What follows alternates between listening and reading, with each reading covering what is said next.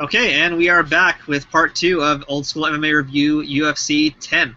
And just to let you guys know, the reason we're taking these breaks, and we're going to probably start doing these for future videos as well, just because we've got a few comments from some fans who have slower internet speeds, and it's basically hard for them to watch one of these, nearly 2 hour long Old School reviews in one sitting without their computer going crazy. So we're trying to break it up, make it a little bit easier for everybody's bandwidth. How nice of Yeah. us.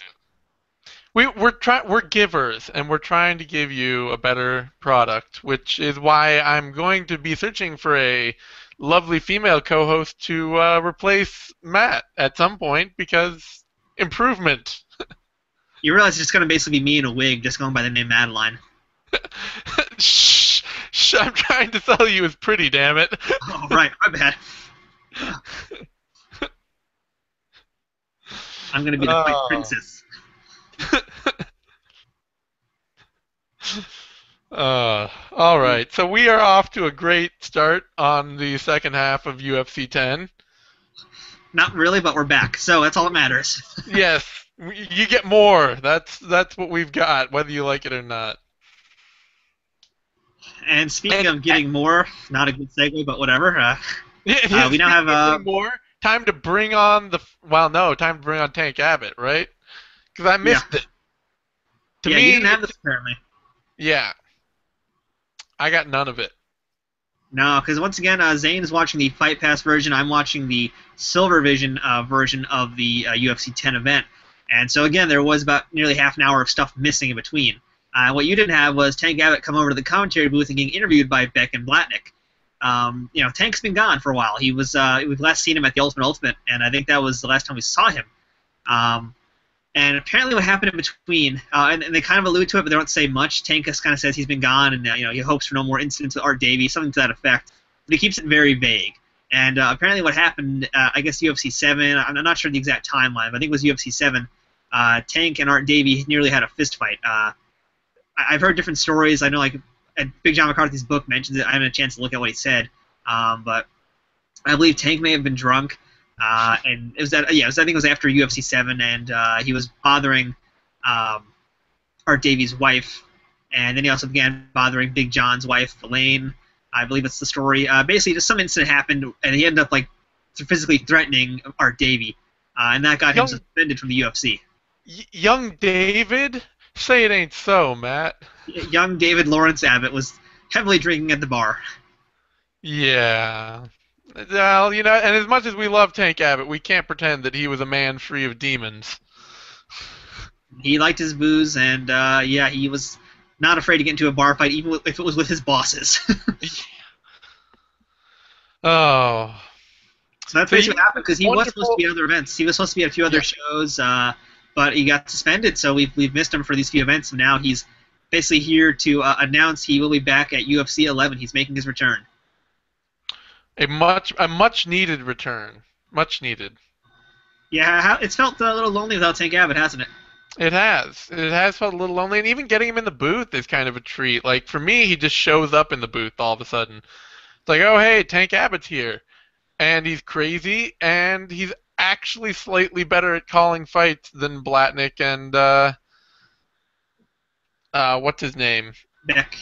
Beck. Yeah, Beck, you keep forgetting him today. It's like he's totally forgettable to you. he is. He's well, and he. This is a really absentee event for Beck. I felt like I didn't, I got a lot of Blatnick in there, but Bruce Beck, he didn't stand out much on this event. I would have to agree. He didn't have as much terrible things to say, and he was mostly asking Blatnick questions, which I think is why we have more of these great Blatnick quotes, because he was kind of feeding him Yeah. more so.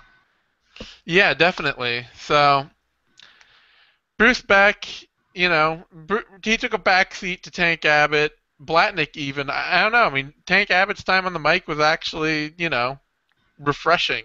Yeah, it was very good, and unfortunately, you missed his interview that he had with Blatnick beforehand, so you missed a lot of his great quotes. And now I wish I wrote down more of them, but I have, they ask him what his thoughts are of the event so far, and what he thinks of the fights, and he says, it's good cocktail fun, nothing that's tickling me with a feather. Nice. And, he also, at some point, he questions, they ask him about the events, he's like, he's saying, when did Don Frye start becoming a bad guy? I thought he was a good guy who, pets puppies and kisses babies and stuff like that. He's questioning Frye's sudden turn of character, like as we were as well. Yeah.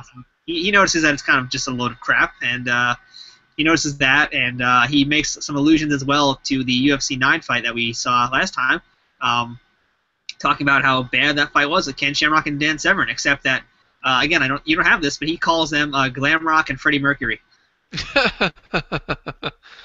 Which is only made that much better then because they then give the mic to Severn later. Yes, that was pretty great. Well, yeah, which again you missed Severn's interview probably as well, I think. I did. I just know that he was in the booth, so I know that he got the mic time. Oh man, Severn got some pretty good mic time, but I think Abbott's is really the highlight of the night's commentary. And yeah, Abbott, he's got plenty of great things to say, and he's going to stick with us for this next fight, which is Don Frye, Brian Johnston, opening our second round of fights.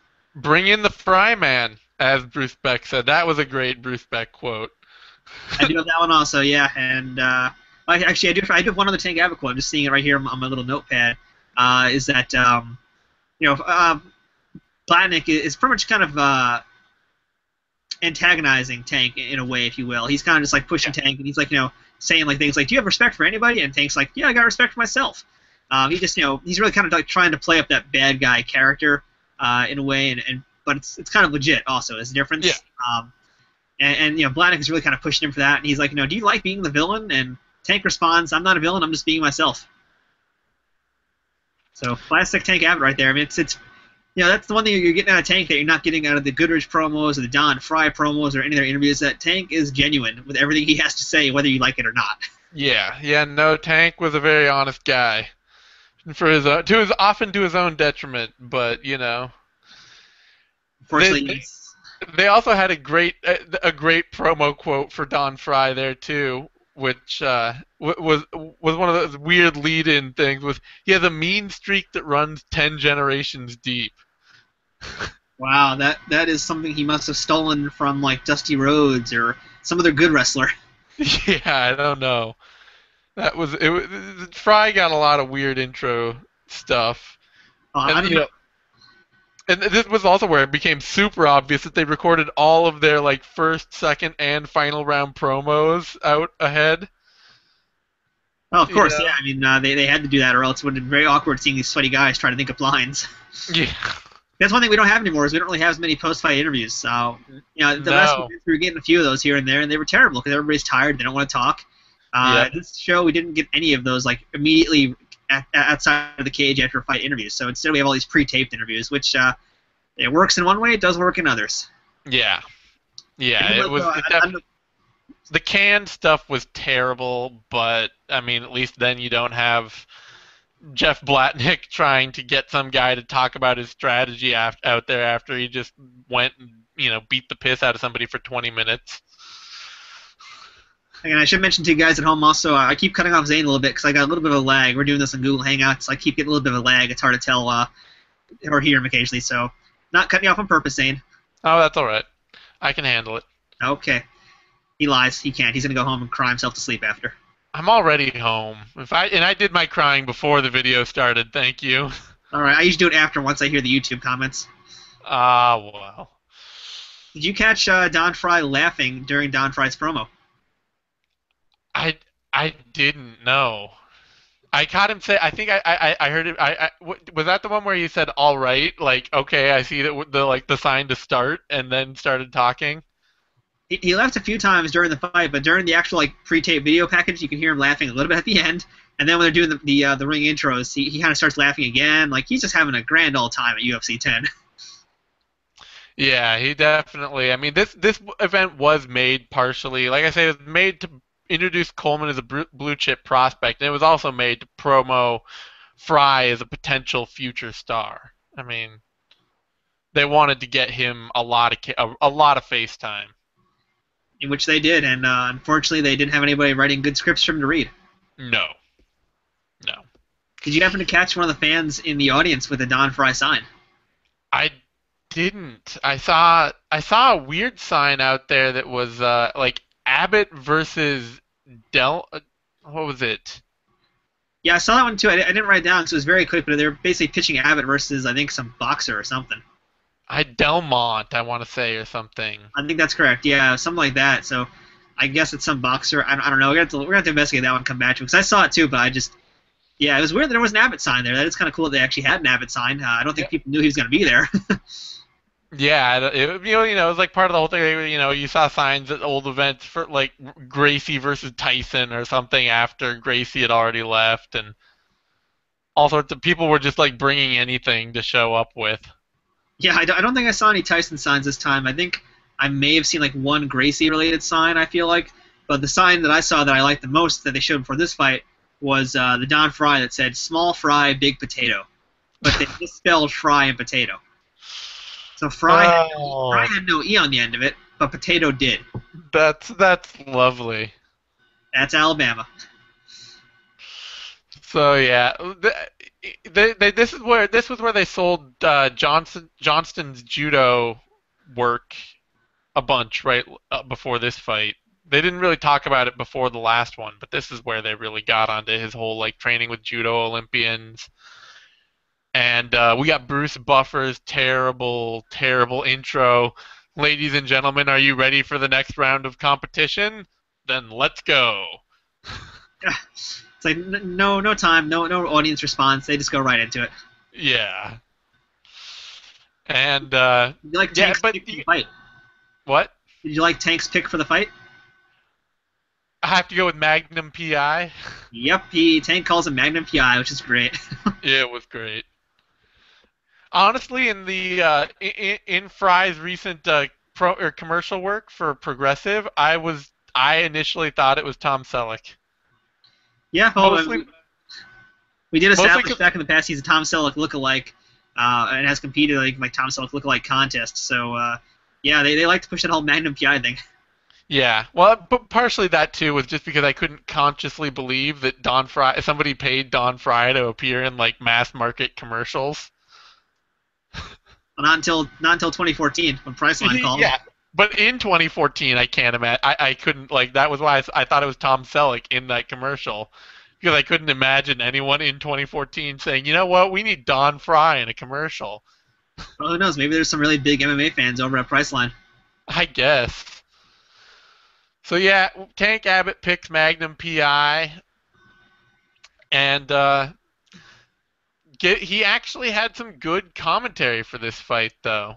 Like he really actually was able to talk in much better ways than Blatnick was about like Frye's need for hand control when shucking off Johnson, or was it Johnson? No, I think it was Frye. He was telling Frye to get hand control, and he was actually like doing some good, like, or talking about how Johnston was riding too high, and things like that were actually useful commentary about the wrestling that they were doing. Yeah, Tank started off a little weak. I have him saying, once the two guys started to actually trade some leather. Tank says, not bad. We've got a fight now, gentlemen. And he also goes on to call this, Don Frye's first real fight in the octagon. Yeah. Yeah, because he was a little, he was a little meh about Brian Johnston, I guess. But after watching the fight, he was getting into it more. And yeah, I think Tank did a great job on commentary. He's been one of the best we've had. Even Severn, I'd say he beats out Severn in terms of actual commentating value. And it's partly because also I think he's getting a little stonewalled by the other commentators. Like they weren't really interacting with him as much. Tank had to more or less chime in. Blatnick would ask him a question here or there, or try and involve him, but Beck was not throwing anything his way, which was weird. So Tank had to really kind of butt himself into the conversation sometimes, but it worked out for the best. He did a good job. Yeah, no, I was totally impressed because I was initially ready to just he did start out weak, and I was just kind of like, Tank's, great, we're gonna get some like really weird, stupid stuff from Tank, and then he actually as he got into the fight, actually had something to say worth hearing. And he had plenty to say worth hearing. I'm sure you got some quotes written down, too. Let's run through those, because it's more important than the fight. Well, I didn't get that many quotes from him. The big thing I got was them bleeping out him saying that Frye had a big, or that Johnston had a big set of balls on him. Oh, they bleeped that. Okay, mine was uncensored, so I didn't see that. I'm surprised. Now, why in the world would Fight Pass bleep something like that out? Like, it's It's a paid service for essentially paying adults. Why are they going to bleep that? Of all things to bleep that. I don't know. I have to assume I have to assume that it was bleeped on whatever DVD they ripped it off of. I don't know, because I mean, I have the original VHS tape of that, and I don't remember them bleeping that even on the VHS tape. Yeah, well, like I said, I wouldn't be surprised if it was like the repackaged DVD set for, because like they've, for a lot of these old events, they've done these big DVD repackages where it'll be like, 10 events in one package. And I wouldn't be surprised if that's where they bleeped it. That's a weird thing. I do have Tank saying that he's immune to punches on the ground, though. Sadly, not something that would turn out to be true for good old Tank. But... No, Tank said he's immune to ground and pound, and that elbows and knees are also overrated. Yeah, that's just wrong. But at the time, nobody was really doing it, so... Not yet, no. But, Tank had a lot of great things. But, yeah, there was a fight that was happening also while Tank was talking. Were you aware of that? Yeah, I was. It was a pretty good fight. It was actually, like, Johnston actually gave Frye a really good fight. Would we actually say it's one of the best fights he's had? Or can we say it's the toughest fight he's had, or was it? For Frye? Yeah, for Frye at this point. Yeah, I would say it's... Well, let's see. Actually, I mean, I remember his... I mean, I don't know about being terribly fun to watch necessarily, but I do remember his fight against Gary Goodridge. Well, no, that was only 2 minutes, so... let's see. He did...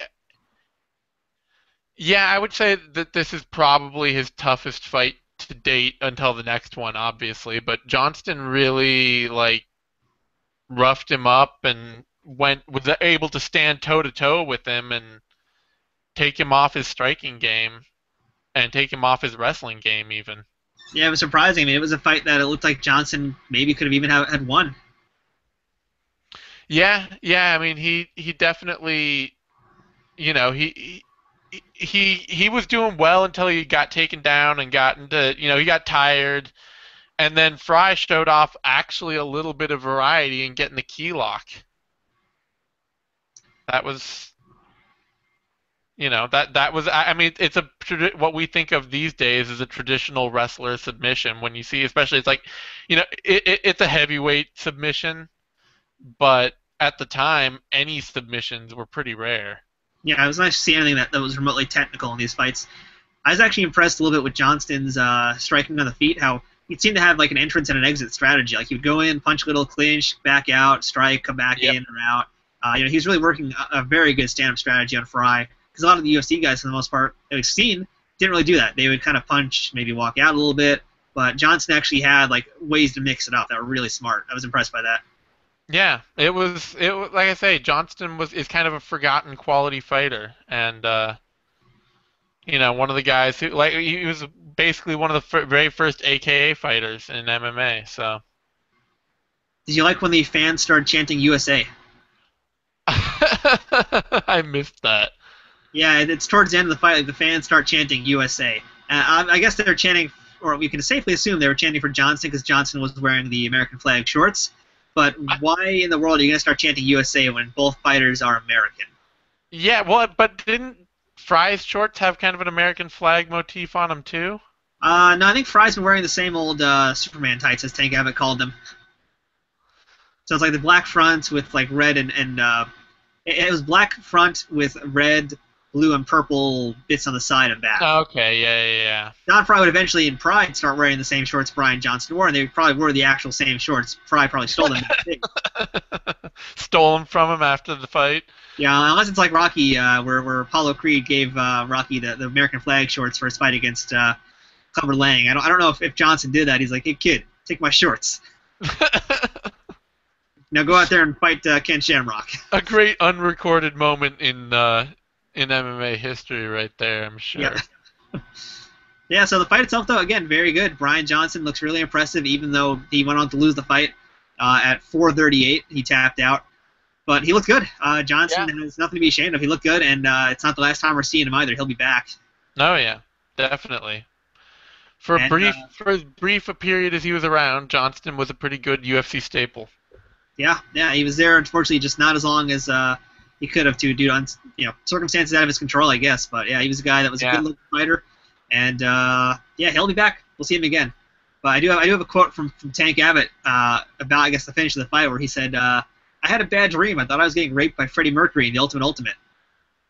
Wow, that totally got cut out of mine. Wow, that's disappointing, because I think they're talking about seeing Tank next. So it was at that point, I believe, they actually started putting the promos for UFC 11 up and saying Tank is going to be back at UFC 11. And that's when he mentioned getting raped by Freddie Mercury back in the Ultimate. So we obviously Tank wants blood. He wants a rematch with Severn. He's hoping to get it again. And I don't think we get that ever, but we could only hope. No, that totally got cut out of my version. Wow, you missed a lot of great moments. That's really unfortunate that they're cutting all these interviews out, and especially Tank's amazing stuff. I mean, it's vulgar, but it's Tank. It's pure Tank.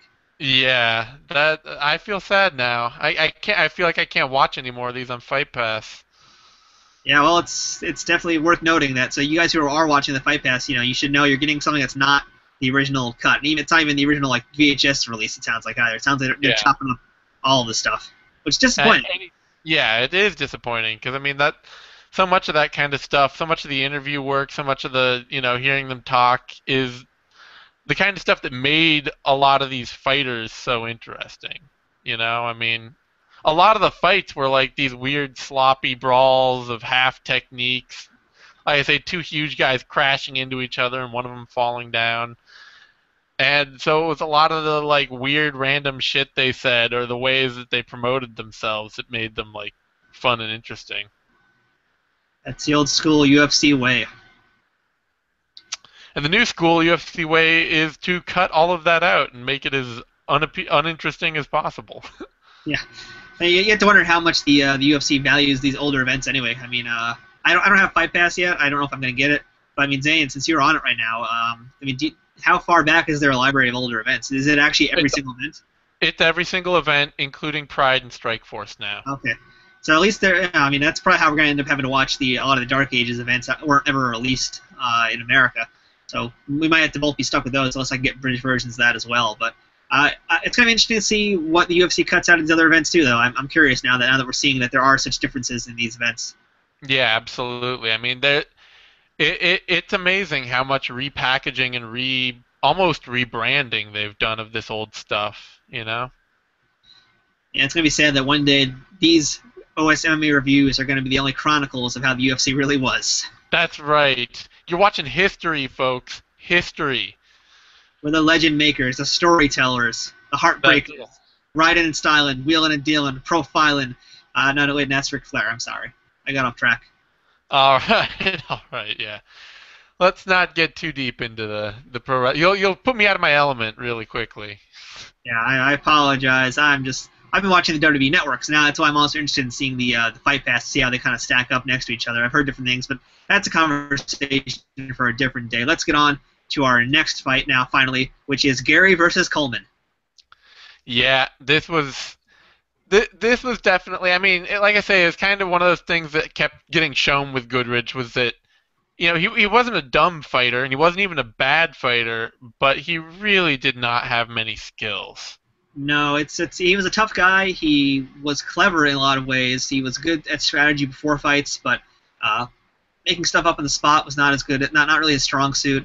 And his skills didn't really necessarily have too many in terms of traditional fighting abilities. He was a strong guy, tough guy.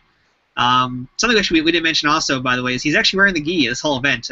We forgot to mention that earlier. He's been wearing the gi the entire show, so he brought that back for whatever reason. But not from his Cook Wan school. It's from like a free fighting academy or something. Yeah, I think it's the same gi. They just put a new sticker on the back or something. Yeah. But this fight right away gives me one of my favorite quotes from the whole event, which is, UFC is like arm wrestling, it's a game of chess. Yeah, that was an amazing quote during Gary Goodridge's second promo package. Yeah. Goodridge didn't even say it. They quoted Goodridge as saying it. That was, I think, Blatnick brought that up. He said, Goodridge told me that the UFC is like arm wrestling. It's a game of chess. And he went on with like moves and counter moves. The thinking sport. Yeah, I mean, I know there's a lot of strategy in arm wrestling. I don't want to insult our arm wrestling fans and practitioners out there, if there are any, but I don't know if it's quite as deep as chess. That's kind of pushing it. Art Davie would go on to promote X-Arm. So obviously he saw something in arm wrestling, in the chess match that is arm wrestling. And Art Davie would go on to fail miserably at X-Arm. So yeah, I agree. Indeed. I do have actually a quote. I don't know if you got this. No, you probably didn't get this either as well, because this was, again, part of those quotes of Tank Abbott before he left the commentary booth, because now, unfortunately, Tank has left us. It's kind of sad. But before he left, they were kind of previewing the next fight, and Tank mocks Gary Goodridge, or as he calls him, Goodbridge, which is not really insulting in any way whatsoever to call him Goodbridge, but he insults him and saying, he's the guy that always talks about, quitting a fight to go on another day. To run away to fight another day, because that was Goodridge said it. He said it at previous events, and in a way that was actually quite prophetic of Tank to say, because kind of what happens here. Yeah, I mean, Goodridge, he definitely has that mentality, is that when he gets in really bad trouble, and it served him through 200 fights, I guess. Like, his whole early on at least, his thing was, if I'm in trouble, I'm done. Like, I'm not taking a prolonged beating just for the hell of it. Although I will say, considering how much trouble Goodridge was in for this fight, he held on pretty long, and he impressed me a little bit here. This was not an easy fight, and no one really knew coming into this one how this would end, I feel like, that, especially watching it live in 1996. Because you had Goodridge, who, he's really popular right now, and he's shown some great highlight reel moments, but Coleman has been destroying things, and well, he's been destroying a thing. This is only his second fight. Nobody knows anything about him otherwise. That's true, yeah. He's been smashing survivalist experts. We'll say that. Yeah. And he comes here against Goodridge. He looked great against Horenstein. You got two very big guys, and now we're going to see them go head-to-head. And this was, I'd say, it didn't really disappoint. It was a really good fight. Yeah, it was a great fight. And, I mean, one of the first things I noticed is, so right away you get Coleman coming in, taking Goodridge down, and going all out with his ground and pound. Especially those headbutts.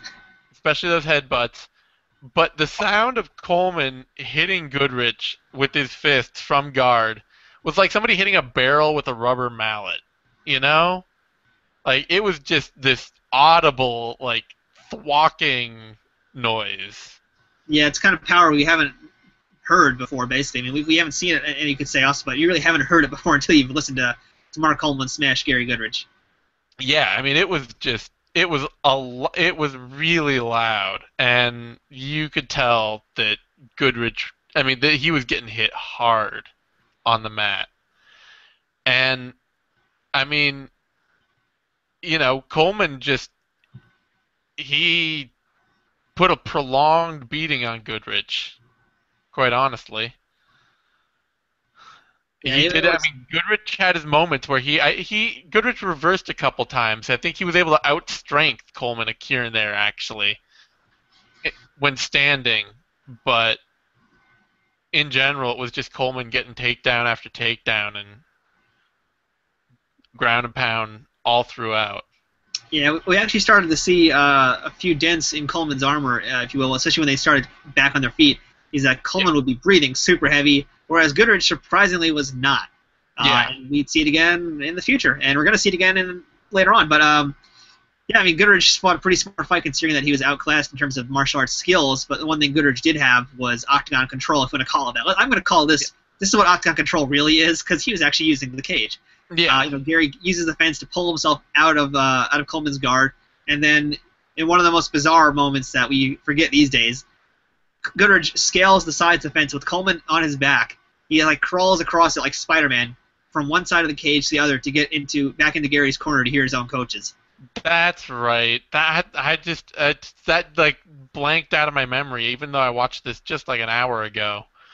That was what Goodridge. That was the big thing to see in this fight, was Goodridge not clinging to the fence for dear life, and talking to his coaches, having a full conversation with them, all the while just getting uppercutted really hard in the face by Coleman.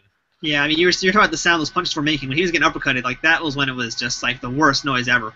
He was getting it so bad. If you guys haven't watched it, you got to watch it just to hear those noises that Coleman's making against Goodridge's face. They are like shotgun blasts practically. And it was a really weirdly emotional fight. Like not necessarily emotional watching it, but I mean you could see how like emotionally at sea Goodridge was in that fight because he had to he was trying to cope with this and like going and talking to his coaches while getting beat up of like how the fuck do I cope with this? Yeah, it was like elbow maybe. You can spin elbow and punch him. It's just like nothing there. It was pretty dramatic. It was a pretty compelling fight because of what Goodridge did to try and escape. He didn't know what to do. This was the best thing that he could do. I mean, we've seen him, again, at UFC 9 being outclassed by Schultz. Here it is at UFC 10 with Coleman, and he's trying harder to find something to do. He's like really trying to overcome this adversity, and unfortunately, it doesn't happen. No. Coleman does get the win at 7 minutes into the fight, but Goodridge tried his heart out in this one, and he left us with some, it's a highlight reel moment that I think a lot of us have forgotten. It's one of those big, big moments in early UFCs that gets forgotten. And interestingly, that came with it, and this is one of those things that I see they did it on almost every event, and I really wish that they still did it, but I mean it's they don't even know who half the fighters on the roster are, so there's almost no way they could. But they actually would like tease out a fighter that they were going to try and sign for the next event, and in this one it was Mark Kerr. Halfway through this fight, they're like, oh, hey, Coleman, another guy that could be coming up through the ranks, another promising wrestler, because after Severn and Frye and Coleman, we've heard about Mark Kerr. You might be seeing him in the UFC soon. Yeah, usually they do that and they'll show him in the audience watching or whatever, but I guess this time it was just a shout-out, essentially, to Kerr. Yeah. So it was kind of funny to have that little prophetic, that little moment in there, too. Yeah, so and that's pretty much, I guess, the fight with Coleman and Goodridge. Coleman pretty much does whatever he wants to Goodridge, and Goodridge does his best using his ring knowledge, ringsmanship, maybe you want to call this, because he's literally using the ring to his advantage, and it's not enough. Coleman gets the win. He looks like a beast again because he just beat pretty much the second most popular guy in the UFC right now, who's fighting this event, rather. And so, yeah, we have our finals now, and it's going to be Don Frye against Mark Coleman. Yeah, and they actually it almost gave them a little extra, a little commentary validity when they called that as like the probable finals matchup at the beginning. That they were actually, it was good to see like just that little bit of honesty in the commentary of like, well, we've got these two guys and we expect them both, even though we're going to pump all these other guys up as super strong and big and skilled and great, these are the two guys we expect to win. Yeah, and that's going to bring us now. Well, for you, it would bring us to the final fight. For me, I had a Dan Severn segment, which I'm pretty positive you didn't have. I did not have that at all.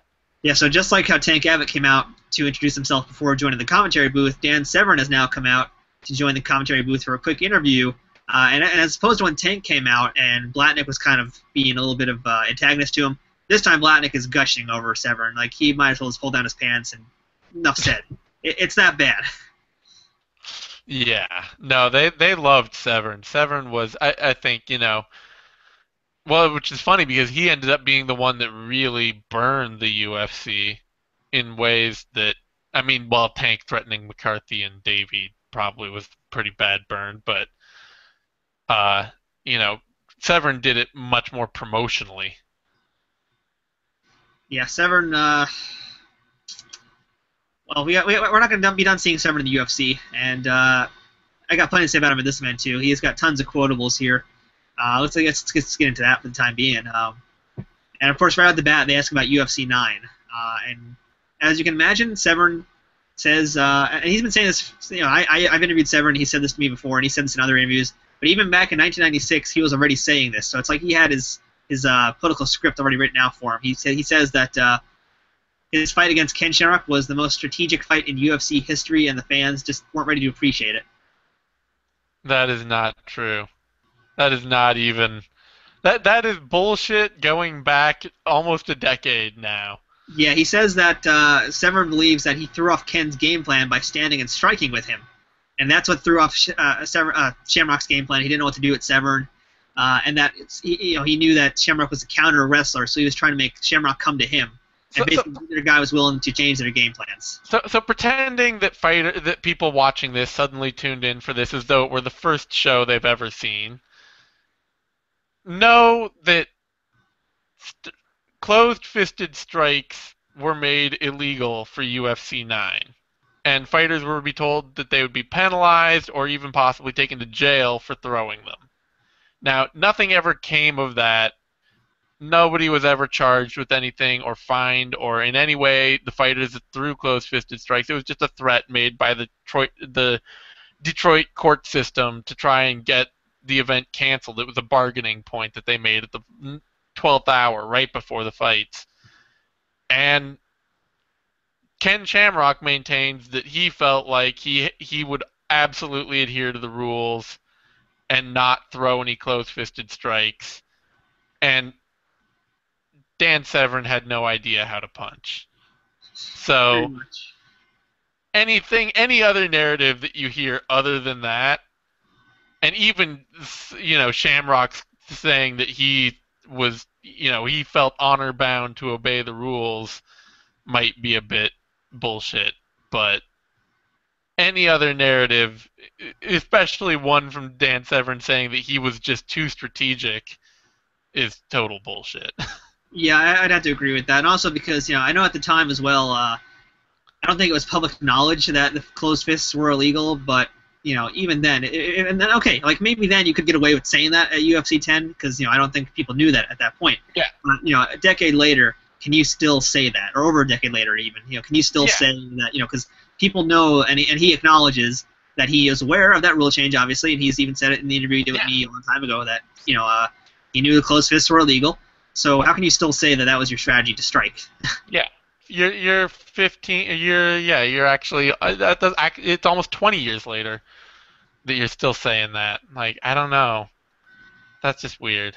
But he does say that he wasn't happy with his performance, despite saying how he's okay with how it was a strategic fight and fans aren't ready for it. He was unhappy with his performance. So at least we have that. At least he's taking some responsibility for that terrible match. Yeah. Not enough, damn it, but some. No, and then Blatnick goes back to and he calls Dan the best fighter in the UFC. Was okay, so now I have to look this up really quick. Dan Severn. All right, well, while you look up some facts, Zane, I'm gonna say a few more things because we also had the CompuServe question and answer session because CompuServe is still a thing, and they had their UFC chat room. So we also had someone asked what Severn thought of Don Frye, and he says that Don Frye is a marvelous striker and complete competitor. And another fan also asks Dan, when he fought Tank, did he ride the clock? So again, another fan is noticing that Severn's matches are really long and oftentimes boring. And they're basically flat out saying it now, like, did you just ride the clock? And Severn says that he just wanted to avoid Tank's power and wrestle to use his skills against Tank's. But, again, we're kind of seeing now how Severn can't finish fights, and the fans are starting to notice this. So what I wanted to check, and calling Severn the best fighter in the UFC is unusually prophetic because Severn would fight one more time in the UFC, a loss, and then not again for for another 4 years. So. Severn really not long for the UFC at this point. At the point where they're trying to build him as like the best fighter around. Yeah, it was. It's unfortunate. I guess I don't really know what happened ultimately with the whole Severn UFC thing. I don't remember all the facts what happened, but I know they were pushing him crazy. I can tell you what happened. Is it spoilers for future events? No, not really. They had him booked for a big fight. I can't remember who the opponent was supposed to be, but it was a pretty notable. They brought him in for a pretty notable fight. It may have even been like a heavyweight title fight or something like that. And I think it was a rematch against Mark Coleman, actually. And he fought in the first Pride before that event and hurt himself. It was like a month out. and he couldn't make the UFC fight, and so they blackballed him after that. That makes sense. That's a good reason to blackball him. Yep. I mean, that's what happened is that he went out right before they had this big event scheduled for him to return to and got hurt in Japan fighting for what would become their biggest competitor. And what would ultimately be the worst fight in MMA history, quite possibly. Oh, can you really like that? So you're gonna rate one of Dan Severn's fights as the worst? That's a good point. It's they're all pretty horrible. Yeah, I hope we do eventually talk about Pride events, and hey, maybe we will. But yeah, that Pride 1 fight against Chemo, oh my God. How did Dan Severn even get hurt in that fight? That's what I want to know. Yeah, so that's what happened. That's why Severn was out of the UFC for years and then got brought back as sort of a sideshow. And a pretty sad one at that. Yeah, that is pretty sad for Severn there. We do have we do have one other thing from Blatnick. Blatnick asks him once again, if you had one last fight in the UFC, who would it be? And he does eventually, after some prying, because at first he's like, well, it's not my last fight, and I can't even think that way. But with some prying, Blatnick basically feeds him the line. He's like, what about Gracie? He's like, yeah, okay, Gracie. So they're still pushing for Gracie, but no one even cares about the Gracies at this point. It's most of the Gracies have moved on to Battlecade or other rival shows anyway, so it doesn't even matter. Yeah, I mean, the Gracies are going to be out of the UFC for like a decade at this point, so. Yeah, so that's our Severn segment, and then again, what you also missed out was another great commercial for the UFC instructional videotapes. Which we need to get because I need to learn some Dan Severn striking.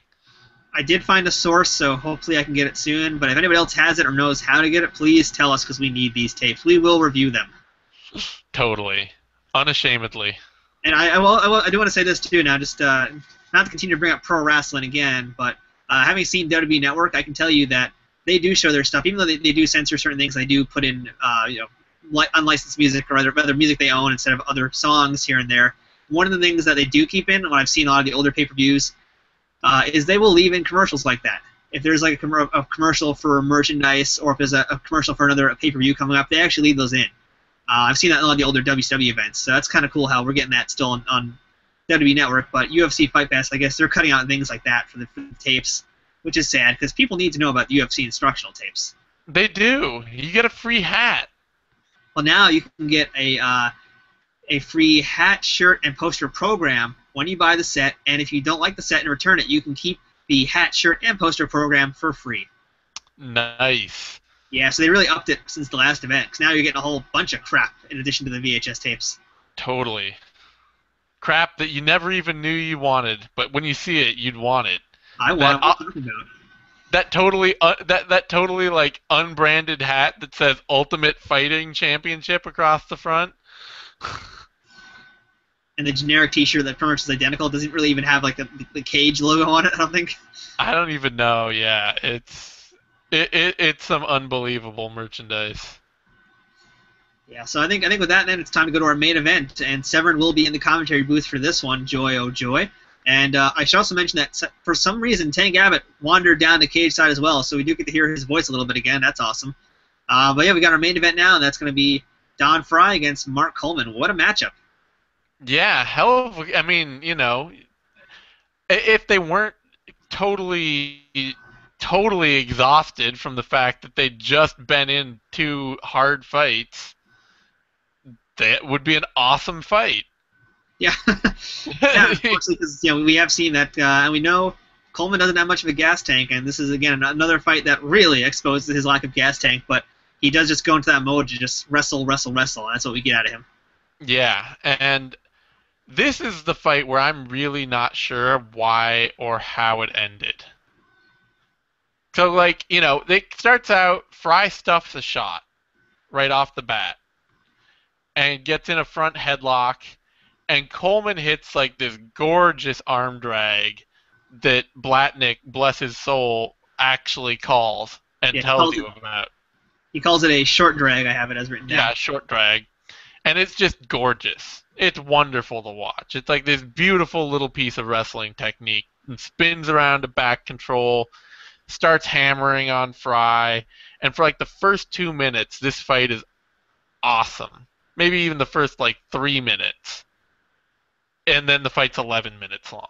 Yep, that is correct. It goes on pretty long, and those first few minutes, Coleman does a hell of a amount of damage to Frye. He opens up, rather he reopens a cut under his eye from the last fight, and he makes it worse. He's smashing up his face. He's smashing up his ribs. We also have, again, like I mentioned, Tank Abbott's there. I don't know if you heard him or not or saw him, but we do have Tank Abbott yelling at Coleman and actually coaching him, basically, from outside the ring. Did you catch that? I didn't. No. You can actually briefly see Tank doing it, and you can hear him for a few other moments until, I guess, either he stops talking as much, maybe they kicked him out, I don't know, but he was coaching, unofficially coaching Coleman and telling him how to beat up on Frye more. I did hear somebody, maybe it was Abbott, because I did hear somebody out of Coleman's corner when they were up against the fence tell Coleman, while Coleman was riding Frye's back, choke the shit out of him. That would be Tank Abbott, yes. He's also telling him to grab the fence and telling him how to hit him and stuff. And, I guess Abbott really doesn't like Don Frye or something, because he was just coaching against him a lot. I guess not. Yeah, that I don't know what must have spurred that. I would probably be willing to bet that it doesn't take a whole hell of a lot to get on Tank Abbott's bad side. No, not at all. And Frye gets lucky, though, because eventually there is a break to check on his cuts, and the fight gets started back on the feet again. That's when we first see how exhausted both these guys are. That was such a great movie fight moment of, like, that's like, scripting a fight, basically, where they get started back on their feet, and they have that moment where it's like 10 seconds long, and they're just looking at each other, hands on their knees. They both, like, adjust the knee pads, and then they go back at each other again. That was pretty hilarious. So, in that case, you're also saying that Kimbo Slice versus Houston Alexander was equally movie dramatic. No, that didn't quite. That was more like that was there. You had the ref in the middle, like, kind of going, "Oh, for fuck's sake!" Like, we all kind of went for fuck's sake for that fight. I mean, because this is like, this is a one-night tournament, so you get that feeling of the war of attrition. These guys have both fought 2 fights before this, and each had a really hard fight before this one, where they really got tested. So you can you feel for them when they're just exhausted. Houston Alexander, Kimbo Slice, that was just sad. Yeah. I hope one day we get that far in our OSMMA reviews that becomes old school and we could talk about that. But that's many years away, no matter what. Yeah, no, especially at our pace. Yeah. We're going to be 87 when that happens. Yeah, so the fight itself, once that happens also, I think there's another ref check as well, because, again, yeah, he just takes him down, beats on him, and there's another ref check. And at this point, McCarthy actually, you can audibly hear McCarthy telling him, he says, you got to do something, son, or else. Like, he's basically warning him, if you don't start doing something, I'm going to have to stop this fight. Because compared to the other fights that Big John has been stopping this evening, he's letting this one go on pretty long compared to the other ones. Yeah, and it was just one of those things where, like, at some point, Coleman, even tired, every minute or so, he'd get, like, this little burst of energy and just wail on Frye for, like, 15 seconds. And then he'd just do nothing or throw these terrible arm punches. And then he'd get another burst of energy. And, so he was hurting Frye slowly. But it was also just, like, at some point, one of them was going to have a heart attack if John didn't stop that fight. Yeah, it was a drag down brawl. It was a slobber knocker, if you will, for all the wrestling fans. I keep doing wrestling stuff today. I don't know why. I did like it when Coleman, off the ground, managed to pick up Don Frye for the double leg, like literally off the ground, and pick him straight up and then dump him down. That was a moment right there. Yeah. No, Coleman outweighed Frye. I was just, like, monstrously bigger than him, and. It was a weird fight. Like I say, if it had just been the first, like, 3 or 4 minutes, it would be a great fight. But it was 11 minutes, so there was a lot of, like, really, really tired, just totally drenched in sweat fighting that went on, and then it just kind of ended. It's just like, it's over. It mercifully ended, I guess you could say. Yeah. That was it. It was just done. And then Coleman had this shout out right afterward to his wrestling coach, who I guess must have thought that he couldn't that he would be ill-suited to this kind of fighting. Yeah, that was a bizarre little thing he threw out there. I was trying to figure out what that was, so I guess it was some coach. I'm sure it must have been someone. It was his wrestling coach at Ohio State, and I think his coach must have been like, "Oh, I don't think Coleman's going to do all that well in this, or it's too brutal, or something." Probably something like that. It was quite the showing, and Coleman walked away with, I believe, a check for $15,000. I think that's what they said his prize money was. No more $50,000; it's $15,000 now. Ouch! I missed that. I missed the drastically diminished check. I think I didn't see that either, because mine also just cut out furniture at the very end as well. There wasn't any big celebration. It just kind of ended abruptly. Maybe so. Yeah, that may be why they didn't want to tell people that they were getting suddenly now fighting for $15,000. Yeah, it's still a lot, but compared to the other checks they used to get, I mean that's a pretty small amount. So yeah, and understandably so, because the company is having a little bit of trouble right now, and they're realizing they can't afford to spend that much, and who knows how much they're even making back at the time. So yeah, $15,000 goes to Coleman, and he is our new UFC tournament champion, and that is UFC 10. Yeah, that was pretty much start to finish UFC 10, a moment in history. You get Coleman winning his first tournament championship. And, you get not... I mean, I don't think it was the last UFC fight for any of the big names in this event.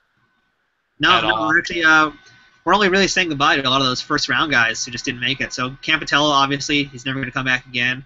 I don't think we're going to see Fiedler ever again. We're seeing more of Johnston. We're seeing more of Frye. We're seeing more of Goodridge. We're seeing more of Coleman. I think Hornstein's done, but he's going to continue on in MMA in other ways. Yeah. And he'll fight other shows, but he also will, I believe he also goes on to promote shows. I believe Felix Mitchell is done. I think Sam Atkins comes back again. He might. He might have had a third. He's another alternate fighter, I believe. I don't know if he makes it ever back onto the main card again. Yeah. And so, yeah, I mean, but all the big names, Frye, Johnston, Coleman, Goodridge, they'll all be back. And also, we're going to have Tank Abbott back in the next event. Yep. So really, this event, I mean, it's really all about just, the MMA world's introduction to Mark Coleman. And it was a pretty great introduction because he looked really good. He smashed pretty much, their two top guys. The two top players there, Don Frye and Gary Goodridge. Those were their guys they were pushing at the start of the show, and now they've got the hammer on top.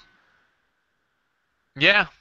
It was definitely a solid showing. I mean, you're getting, you're still in a bit of the, steroid stuffed guys who can take a lot of punishment era. But, guys like Johnston, the guys that made it to the second round, I mean, Goodrich was basically just a tough brawler, but Johnston was certainly somebody who had a bit of legit talent. Your guys who were getting past the first round were guys that were really could be competitive fighters. Yeah, and I'd say overall the whole show, top to bottom, was pretty good. I mean, other than some boring moments, I'd say it actually was. I really don't remember this one that well, but I was thoroughly enjoyed it for the most part. I liked the show. Yeah, I mean, I think the thing with it is that it's great casual viewing. It's a great card to pick up and watch. It's got a lot, especially if you can get the ones with the interviews with Abbott and Dan Severn. Especially you get all these great quotes, you get all this fun, stuff, and the fights are fun. But nothing's like, oh my God, you have to see this memorable, Yeah, in terms of highlight reel moments, we don't really have any. But there's some great moments in general, though, on this event, with Goodridge climbing around the fence and Coleman's pickup of Don Frye. There's some good moments, and yeah, I guess it is a good introductory event if you're trying to get into the UFC and don't really want to start with all the older bare knuckle stuff. I always say UFC 8 is a really good place to pick up, but this one also, I mean, it's a really good place to start. You're going to see a lot of different things. You'll get a good variety of stuff happening, and overall, good fights. I mean. Even the worst fight, it wasn't really that bad. Yeah, there was nothing that was just like, oh my God, this is insufferable. It was, everybody kept a good pace, so. It was really only the Frye Coleman fight that they were really exhausted. But even then, like I say, for every minute or so, Coleman would pick it up and start working again. Yeah, it was a well-paced event. There was plenty of stuff happening. We're seeing ground and pound also evolve now in a way we haven't seen it before. So we did have it before, but Coleman's doing a lot more with it than we have seen in the past. And overall, I mean, good show. I mean, obviously way better than UFC 9, but as we mentioned at the start of the show, most incurable diseases are better than UFC 9. Yeah. So, solid, fun. We have any other final notes? Not too much, no. Basically, now at this point, we're going to UFC 11, which is going to have the return of Tank Abbott. We're going to have more of Mark Coleman. We're having another 8-man tournament, so it should be a good one. And we will have to see. Yeah, I mean, otherwise, UFC 10, pretty good show. Nothing to complain about. It's just a good show. It's actually worth watching. You know, there's a lot of these events that we say are must-sees. This one, I don't know if it qualifies as a must-see, but it's definitely a good one to watch.